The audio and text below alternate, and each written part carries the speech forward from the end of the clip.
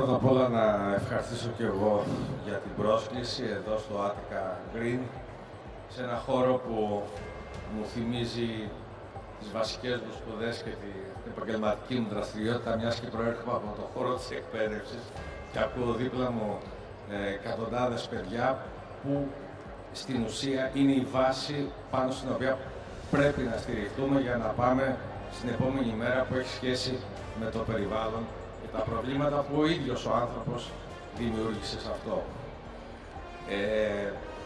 Να πούμε πρώτα απ' όλα ότι τα επιχειρησιακά προγράμματα, τα προγράμματα που προέρχονται από την Ευρωπαϊκή Ένωση, είναι πάρα πολύ σημαντικά στην προσπάθεια της πολιτικής της Ευρωπαϊκής Συνοχής. Και γιατί είναι σημαντικά? Γιατί οι ταχύτητες με τις οποίες κινούνται οι διάφορες περιφέρειες για διάφορους λόγους, κοινωνικούς, γεωγραφικούς και ούτω καθεξής, αλλά και οι ευκαιρίες που έχουν, δεν είναι κοινές σε όλη την Ευρώπη. Έρχονται λοιπόν αυτά τα προγράμματα προκειμένου να δώσουν την απαραίτητη όθηση περισσότερο σε αυτούς που την έχουν ιδιαίτερα ανάγκη. Πώς φαίνεται αυτό?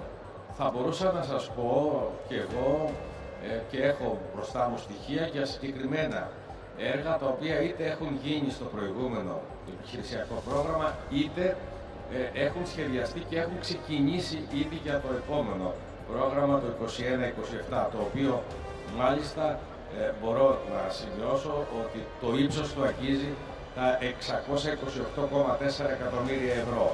Είναι δηλαδή περίπου στα 200 εκατομμύρια μεγαλύτερο από το προηγούμενο πρόγραμμα. Πώς φαίνεται η επίδραση?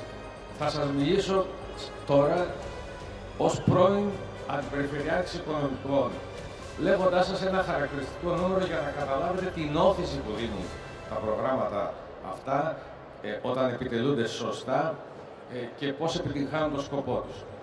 Το 2019, το προϋπολογισμός της Περιφέρειας Δυτικής Ελλάδας άγγιζε τα 250 εκατομμύρια ευρώ. Ο τελευταίος προϋπολογισμός της Περιφέρειας Δυτικής Ελλάδας προσέγγισε τα 500 εκατομμύρια ευρώ. Πώς λοιπόν μέσα σε αυτά τα χρόνια έχουμε έναν διπλασιασμό του προϋπολογισμού μιας περιφέρειας? Ήρθε το κράτος και έδωσε περισσότερα χρήματα από τις δημόσιες επενδύσεις, από τον κρατικό κορβανά? Όχι, φυσικά, και αυτό το ξέρουμε όλοι πολύ καλά. Οι δυνατότητες του ελληνικού κράτους είναι συγκεκριμένες. Αυτά λοιπόν τα χρήματα προήλθαν κυρίως από ευρωπαϊκά προγράμματα, τα οποία αξιοποιήθηκαν σωστά, αυξήθηκε η απορροφητικότητα, δημιουργήθηκαν ταχύς ρυθμοί διενέργειας των έργων από τη δημοπράτηση μέχρι την εκτέλεση του έργου και την πληρωμή, με αποτέλεσμα όλα αυτά να έχουν μία, αν θέλετε, ευεργετική επίδραση, όχι ως προς το αποτέλεσμα μόνο των έργων, δηλαδή το να φτιάχνεις ένα δρόμο ή το να φτιάχνεις, παραδείγματος χάρη, μία μονάδα εξεργασίας απορριμμάτων. Φυσικά έχει το αποτύπωμά της ως προς την ουσία. Ο δρόμος σε διευκολύνει στην επικοινωνία. Υπάρχει όμως και κάτι άλλο, το οποίο είναι πολύ σημαντικό για τις τοπικές κοινωνίες. Το οικονομικό αποτύπωμα που έρχεται στην ίδια την κοινωνία. Και εδώ μπορώ να σας πω ότι αυτή τη στιγμή, σε σχέση με τον προϋπολογισμό της Περιφέρειας της Ελλάδας και σε σχέση με τις πληρωμές, ακούστε ένα νούμερο που είναι πολύ σημαντικό, το οποίο οφείλεται αποκλειστικά, όχι αποκλειστικά, στο 80%, ίσως να υπερβάλλω λίγο, αλλά σε πολύ μεγάλο ποσοστό στα ευρωπαϊκά προγράμματα, 600.000 την ημέρα πέφτουν στην τοπική κυρίως αγορά.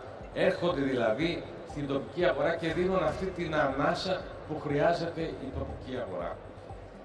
Να φύγω λοιπόν από τα γενικότερα και να σας δώσω μια εικόνα για την αγροτική ανάπτυξη και για το ρόλο της Ευρώπης σε σχέση με τον πρωτογενή τομέα.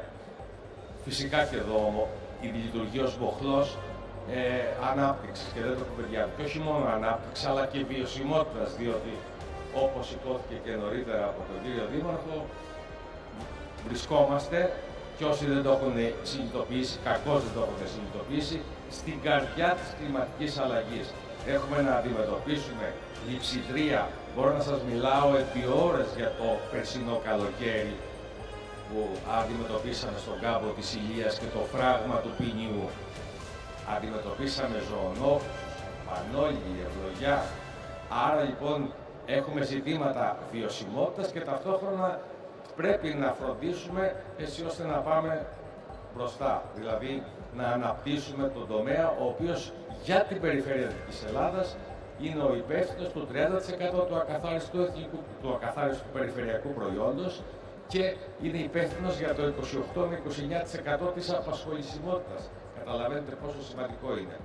Υπάρχει όμως εδώ ένα ζήτημα για μας, το οποίο το θέτουμε συνεχώς και το θέτουμε εντόνως, ότι το ΕΣΠΑ, να το πούμε έτσι για να το καταλάβει ο κόσμος, που αφορά τον αγροτικό τομέα, δεν έρχεται μέσα από τις κατατόπους διαχειριστικές. Δεν έχουμε δηλαδή όλες οι περιφέρειες τη δυνατότητα να το σχεδιάζουμε εμείς και να επιλέγουμε ποια θα είναι τα βήματα. Ο κύριος διαχειριστής είναι το Υπουργείο Αγροτικής Ανάπτυξης. Και εκεί υπάρχει ένα ζήτημα, διότι όσο κεντρική είναι η λήψη της απόφασης, τόσο μακριά είναι από τις πραγματικές ανάγκες που έχει η κάθε κοινωνία.